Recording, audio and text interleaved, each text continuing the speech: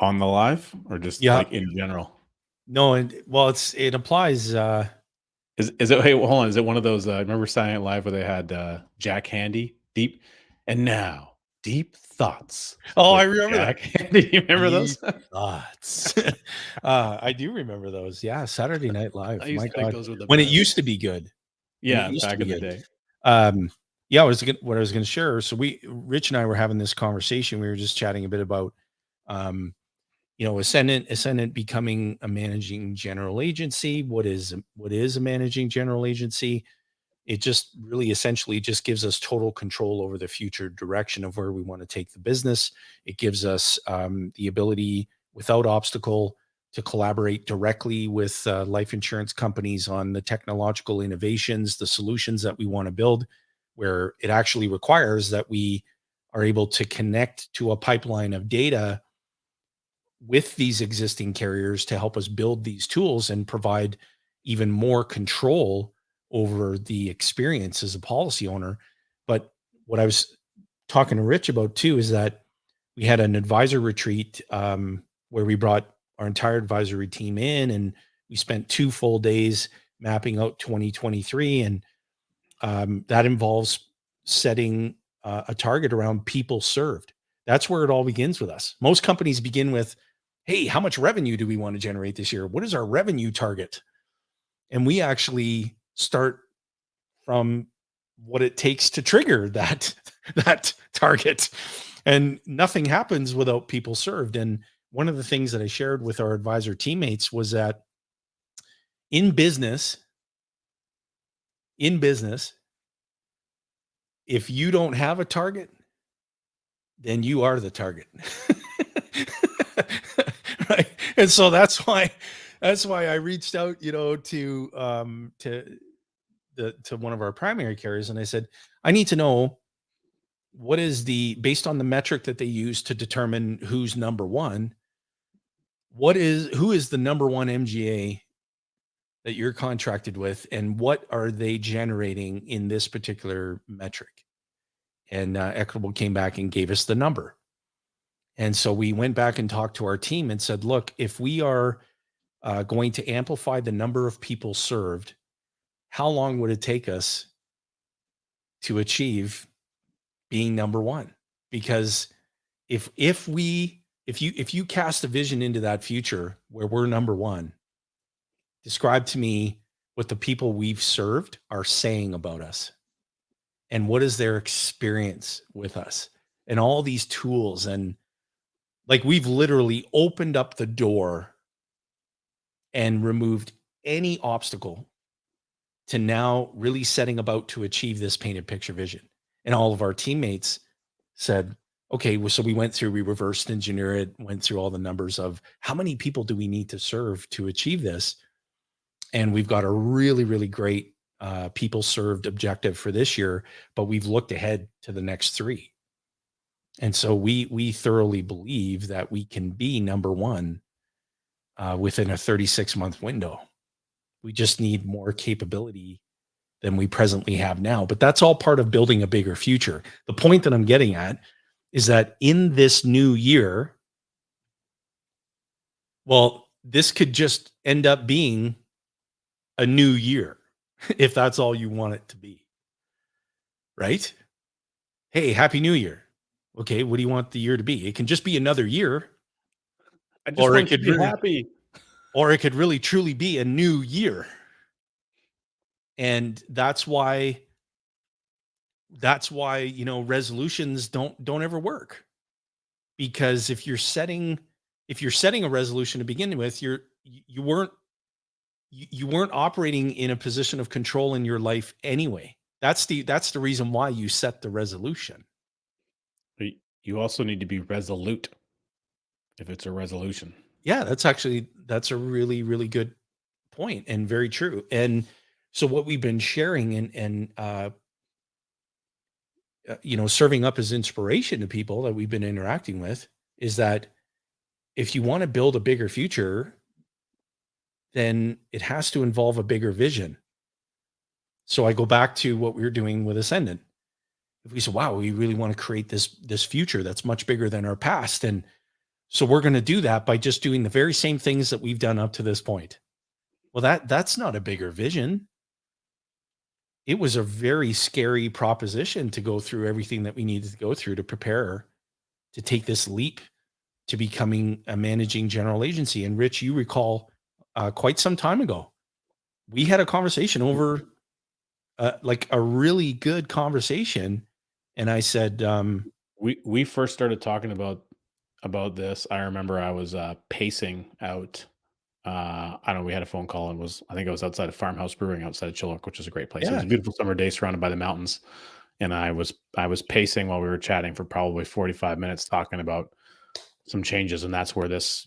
I know it's been in your mind's eye for some time, probably yeah, prior to that, but the rubber was about to hit the road given some other circumstances, and was kind of some ultimatum zone activity, and then but that started the trajectory of moving us towards this endeavor, this milestone.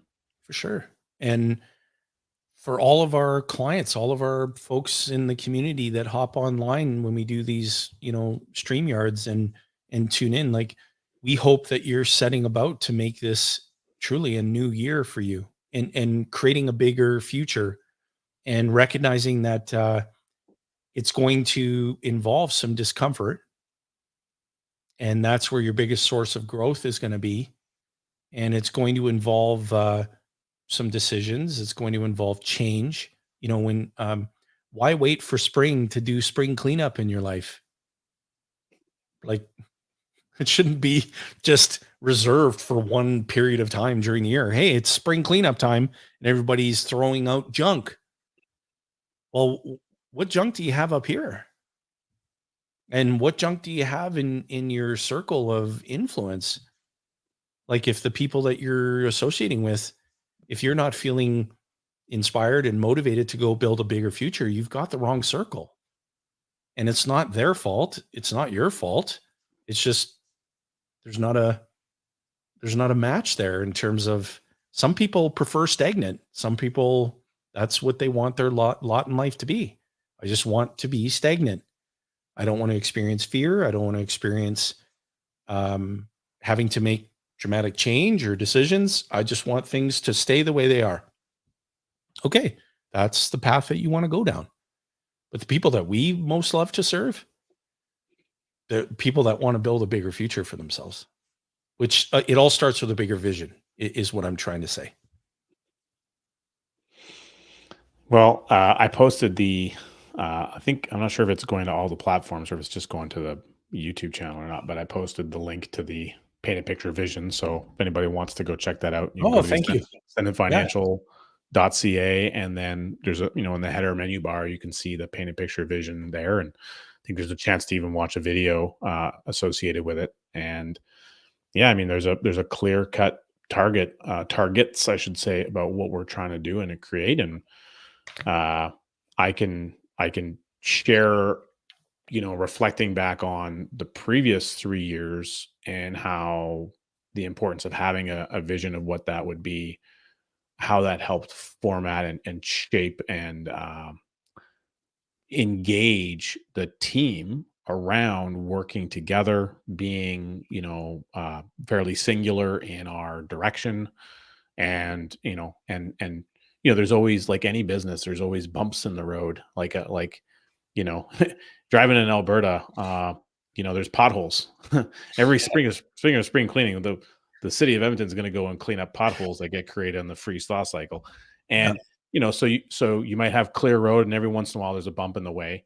Sometimes you can scoot around it, sometimes you hit it head on, but it's being able to go over and go through those things and continue on the journey that really matter, and having a clear vision of what you want to do over the next year to 3 years makes a big difference in that, and it helps support everyone being cohesive. And the milestones that you begin to achieve, sometimes you reflect back, and you almost can have a level of astonishment about what's been created, which goes to Dan Sullivan and The Gap in the Gain. So great book, The Gap in the Gain. And it's really recognizing that often in life, whether through whatever the means is, we often find ourselves thinking about what is the thing that we didn't get done or didn't accomplish, what's still on the to-do list, what haven't we finished off yet, and that creates extra pressure, etc. Versus saying, "Whoa, hold on a second, what did we do? What did we Yeah. accomplish? What did we get done? What's been amazing? What's moving the needle and getting us closer to our bigger objectives?" And that's focusing on the gain. What did you gain versus what do you have yet to achieve? And the progression of those steps over an extended period of time. You don't climb a stairwell by jumping to the top stair. Right. You take one step at a time. Yeah. Very true. And I can share with you, personally, in working on ridiculously simple things like committing to proper hydration. So 3 liters of water a day, which I've been doing religiously since committing to it. Committing to nutrition that's mapped out based on the objective that I have and want to achieve this year, and doing a very good job sticking to that and tracking it. And then having to walk 8 to 10,000 steps a day. So I shared with my coach, because everybody needs a coach. So I shared with Mitch. His name's Mitch Calvert, by the way. He's an amazing guy. You can look him up on the Facebooks and the YouTubes. Mitch Calvert. And so I said to Mitch, I said, "Gosh, like some days that can be difficult." Without even hesitating, he's like, "Are you kidding me, man? Like what you just said to me, like, are you honestly joking? Like, if you can't get in 8 to 10,000 steps a day, then you're just not committed to the goal. Like, you can do it in micro walks, maybe take a few micro walks throughout the day. You can do it in one fell swoop. You can do it." So the whole point being that when you think about what you want to achieve, you have to be comfortable hearing the truth. Because I shared this with all of our teammates at the retreat. I said, average players want to be left alone. They just don't want anybody bothering them, talking to them, like, just leave me alone. Good players want to be coached. Great players not only want to be coached, but they want to be told the truth. And that's what I want to be told by my coach, who's helping me in that personal aspect of my life. And he just, without hesitation, told me the truth. And I commended him for that. And so on the days where I get 7,000 steps in, well, I'm accountable to that. That's on me. That's not because rather than saying you don't have the time, try saying it's not a priority, and watch what happens to your way of thinking. It completely changes, and it just takes time. Like, Rich, you're amazing in your unique ability, and so is everyone else that you know.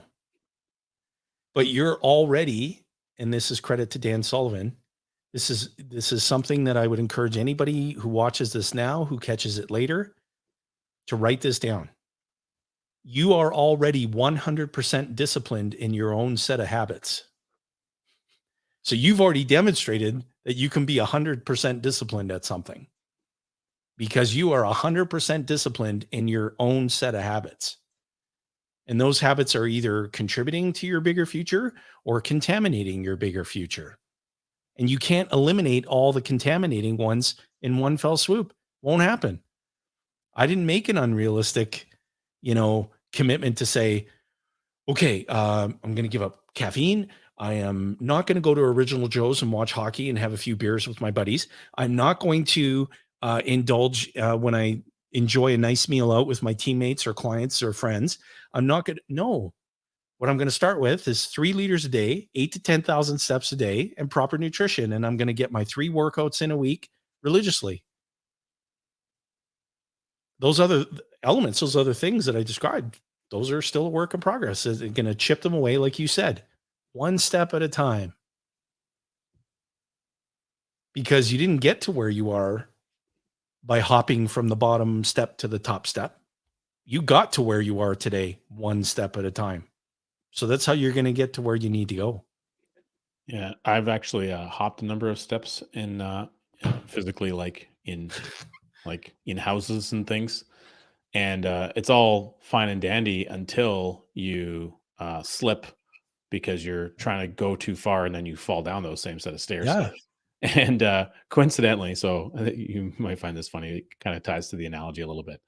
Over the Christmas break, I was in Edmonton visiting family and everything, and of course, we were staying with some friends, and I'm not as familiar with their house, and so I was hopping a few steps to go upstairs to check on the kids, and they had this wider stairwell, at the base of the stairs, kind of like in the middle of the house. It's nice and wide. It has like the rounded step around it. Then the first like 5 steps are kind of like that, and then the banister jogs over where the wall kicks in, and it tightens it. You lose about a foot. And I wasn't really thinking too far in advance. Maybe it was a quick start thing. I don't know what it was, but of course I went and hopped the first couple of steps, taking 2 at a time. I was going to bounce up the stairs pretty good. And I just like full speed body checked, like mashed my elbow right Ugh. into that jog of the banister right on the square. That was not quite a month ago, but it still hurts. Oh So my God. that's an example. I mean, kind of going back to our analogy of skipping steps, quite literally, and not having maybe the result, and not being as focused on, maybe I didn't have my eye because I was skipping steps. I was looking at the steps, not looking at what was ahead of me, to a degree. So just kind of looking at a recent example, but legitimately a physical example that ties into the mindset of kind of what we're sharing. So that's where, had I, there's no regret or no going back in time, but now that that's happened, you can rest assured the next time I go, certainly to that house or any other property where I'm going to be going up some steps, I might be a little bit more mindful about the way that I take on those stairs. And so that's a good lesson to relate into thinking about this upcoming year, thinking about goals, thinking about the results that you want to achieve, and Definitely. how have you been, kicked in the proverbial nuts in the past, or smashed an elbow, in the past, and how do you want to have those previous experiences and the things you want to do? How can you take that and help it inform what has worked for you, where moving forward into the future? Definitely. Yeah. 100%. And it's, it's what you develop new habits around, so that you become 100% disciplined in new habits. Because again, to build a bigger future, it all starts with a bigger vision, and it involves the achievement of that bigger future involves capability that you don't presently have, right? Like I won't, I'm unable to do 20 pull-ups. That's a capability that I do not have. My bigger future involves doing that. So I have to develop that capability. And so that's what I mean when I describe that.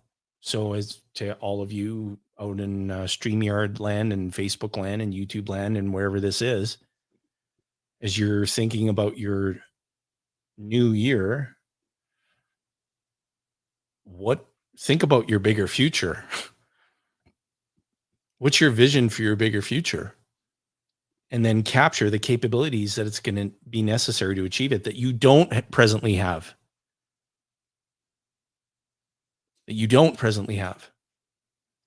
and that need to be developed. And then make sure you're getting coached. And some of that may involve directly what we do, right? In helping people to become their own banker. And you may, in your bigger future, say, I want to build a family banking system. I don't presently possess the capabilities to do that. I need to get with my coach and start getting coached on developing the capability around that. That's one of many examples in your financial life. Oh, am I going to do that on a live stream? Okay.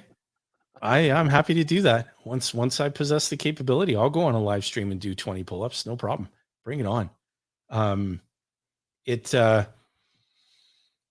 This year in particular is really exciting because we're going to be experiencing some really interesting things in our economy, and for people who have been building the moat around their financial castle, you're going to be okay. You're going to be okay. And for those of you who are just watching this, maybe just getting started on your journey, get started. That's the key, because what we do in educating about the process is one thing. It's the action that you take that gets you the outcome. And people have been hearing us for years, Rich. Hey, when interest rates go the other way and when inflation starts to rise, in fact, if it becomes a rapid increase in inflation, the more you do now, the better shielded you'll be when that time comes. And clients are literally telling us every single day. We didn't understand it then because that wasn't our environment. That wasn't our reality. But my goodness, do we ever appreciate it now? Like having, having these policies and this process and this total control. Wow. What a much different feeling going through, what we're going through. Well, and I think, you know, the idea of, again, banks borrow money from other banks. And we've have a number of videos where we kind of talk about that. But here you have people with variable rate mortgages or other variable rate stuff. And those things have, taken a huge leap, and there's unrest, there's concern, there's now sleepless nights that are transpiring. Well, for the people that are well capitalized in their policy, maybe they weren't using that capital right now because they've had it earmarked for something else, but now they Yeah. can make a decision. Oh, hey, great. You know what? Based on what's happening over here at traditional bank ABC, I'm really unhappy with that. I don't like how much control it's taking away from me, and the extra, burden on my cash flow. Why don't I go to my bank system and I access capital here on demand at full control and just obliterate these other guys, Yeah. or knock off a whole bunch of what their nonsense, and just kind of keep them over to the side. And I will choose to whatever cash flow payment that works for me back to my own system. So the ability to make that decision doesn't happen overnight, but that's the empowerment of being able to make that decision that you're looking for. I don't think anybody watching any video about financial anything on the YouTubes is going to be like, wow, I really wish I was less empowered with my money. Boy, that would be great. Is there some way is there a channel that teaches us how to be less empowered and like not learn about our finances? Let's subscribe to that one. Like, if you're watching, you probably want more financial advantage and empowerment. Great. Totally. Put yourself in the best case scenario to have that financial empowerment. Be in more control. That's, when you're in more control over your own decision-making process in most areas of your life, you should feel more confident. Confidence as empowerment, and that overlaps in how you hold yourself out into the world. So there's no disadvantage to setting up capital that is growing on demand and that's fully under your control. Like, Absolutely. who wouldn't want more of that? Absolutely. Yeah. And what a peaceful, stress-free way of life it is. And it takes years to get there. Years. You and I are far along in our journey, and we still have a long way to go, but it just gets more peaceful and more stress-free. And it's an indescribable feeling. And we began our journey in this process right in the midst of one of the greatest financial crises that the global economy has ever been faced with. Yeah, there was a And lot of Chicken Littles moaning and complaining about the sky falling at that time, and it seems like somebody let the chickens out of the hen house again, because they're just running around losing their minds, looking at how the sky is falling all over again. yeah, and there are things that you can do to shield yourself.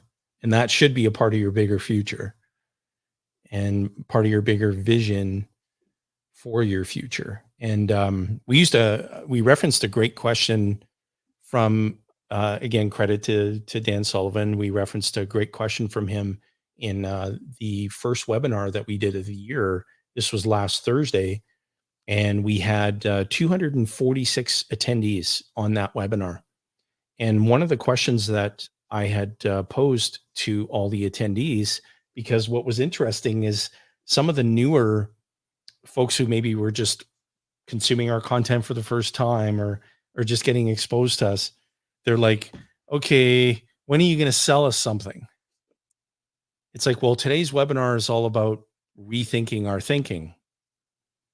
And so if that's your thinking, then we need to rethink that thinking. And it all begins with the DOS question. And the DOS question was, if we were meeting, and I used 1 year as the time frame.